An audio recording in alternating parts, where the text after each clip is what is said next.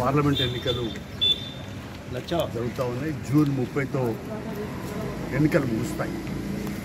ఈ పార్లమెంట్ ఎన్నికలు అత్యంత కీలకమైనటువంటి పరిస్థితులు సాగుతూ ఉన్నాయి. ఈ దేశంలో రానున్న కాలం రాజ్యాంగం ఉండాలా వద్దా అనేటువంటి సవాళ్ళ మధ్య, అంటే నియంతృత్వం వల్ల ప్రజాస్వామ్యం ఉండాలనేటువంటి ఈ రెండు సవాళ్ళ మధ్య ఎన్నికలు జరుగుతాం. అందులో మనం చూస్తూ ఉన్నాం, బీజేపీ ఎన్డీఏ నరేంద్ర మోడీ అధికారంలోకి వచ్చి 10 సంవత్సరాలు గడుస్తున్న సందర్భంగా ధరలన్నీ పెంచబడి పెనుభారంగా మారినాయి. పెట్రోల్, డీజిల్, సిలిండర్తో సహా నిత్యావసర ధరలన్నీ కూడా ఆకాశాన్ని అంటుకుపోయింది. సామాన్యులు బతికే పరిస్థితి లేకుండా ఆఖరికి ఈజీఎస్ ఉపాధి హామీ పథకాన్ని కూడా నిధులు మరి తగ్గించేశారు. అంతేకాదు మొత్తము పేద వర్గాలకు, దళితులపైన దాడులు కూడా, ప్రశ్నించే గొంతుకలపైన కూడా మరి జైల్లో రాజద్రోహం కేసు పెట్టి జైల్లో పెడుతున్నటువంటి పరిస్థితి ఉన్నది.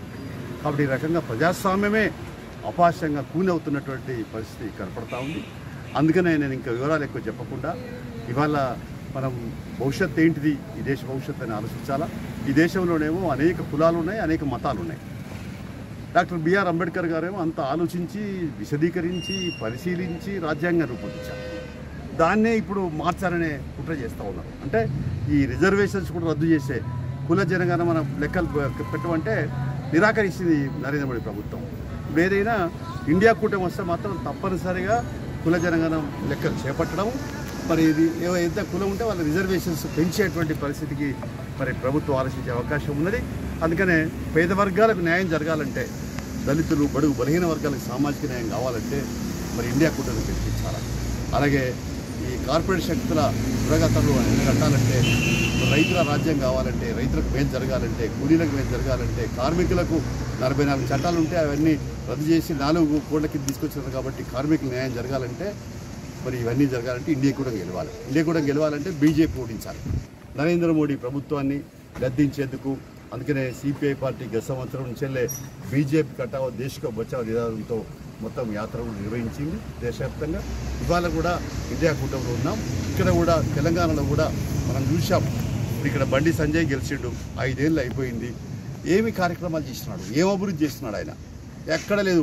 కేవలం రాముని ఏవైతున్నాయో మరి అక్షింతలు తీసుకొచ్చినా ఆ ఊరి ఇంటికి వచ్చినాయా లేవా అనేది తెలుసుకుని తప్ప మీ బతుకులు ఎట్లా ఉన్నాయి, మీ బాధలు ఎట్లా, మీ కష్టాలు ఎట్లా ఉన్నాయి అనే పరిస్థితి లేదు. కాబట్టి ఏమాత్రం కూడా నిధులు తీసుకురానటువంటి దుర్మార్గమైన పరిస్థితి మరి బండి సంజయ్ కొనసాగించారు. 25 కోట్లు 5 సంవత్సరాలకు వస్తే ఎక్కడ పెట్టినాడో చెప్పాలి, జవాబు చెప్పాలి. అలాగే ఇక మరి టీఆర్ఎస్ సంబంధించి నేను చెప్పనక్కర్లేదు. కేసీఆర్ అహంకారపూరితంగా, నిరంకుశత్వంగా పరిపాలన సాగించినాడు. మరి ఉపాధి, నీళ్లు, నిధులు, నిమ్మకాల ఆత్మగౌరవ సాగించలేదు. మన హుస్నాబాద్ నియోజకవర్గానికి అయితే చాలా అన్యాయం చేస్తున్నారు. కాలువలన్నిటివి కూడా కనీసం కాలువల తవ్వకాలు కూడా చేయలేదు. గౌరీలు కడితే కూడా గౌరీలు కాలువలు లేకపోయిన వల్ల నీళ్లు లేకుండా అయిపోయినాయి. చాలా చోట్ల ఇప్పుడు చిగురుమాడి మండలంలో సగ భాగాన్ని నీళ్ళు వస్తాయి, సగ భాగానికి కరువు ఉన్నది. అంటే అంత దౌర్భాగ్యమైన పరిస్థితి. మొత్తం మరి సైదాపూర్ కానీ, మిగతా కోయడా కానీ, లేకుంటే హుస్నాబాద్ అవతల కానీ, అక్కనపేట కానీ, వీదర్పల్లి కానీ అన్నింటిలో కూడా ఇట్లాంటి పరిస్థితి ఉంది.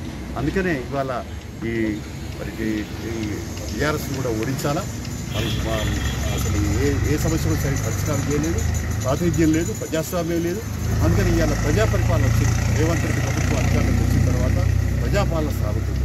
ఇప్పటికే కొన్ని మరి గ్యారెంటీలు, కొన్ని ఇచ్చిన హామీలు అమలవుతున్నాయి.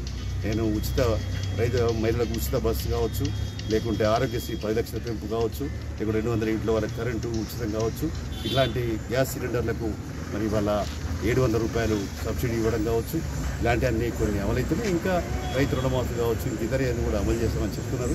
ప్రజాపాలన అందిస్తామన్నారు, ప్రజలను కలుస్తున్నారు. అందుకనే ఏదేమైనా save democracy, save constitution, save secularism. కాబట్టి దాని ఇండియా కూటమి గెలిపించాలంటే ఇక్కడ మరి కరీంనగర్ పార్లమెంటరీ అభ్యర్థిగా ఉన్నటువంటి వెంచాల రాజేందర్ రావు చేగుర్తు పైన భారీగా ఓట్లు మెజార్టీ వేసి చిగురుమావిడి మండల ప్రజలు, హుస్నాబాద్ నియోజకవర్గ ప్రజలు కూడా మరి ముక్త కంఠంతో భారీ మెజార్టీతో గెలిపించాలని చెప్పి ప్రజలకు విజ్ఞప్తి చేస్తున్నారు. చేతి గుర్తుకే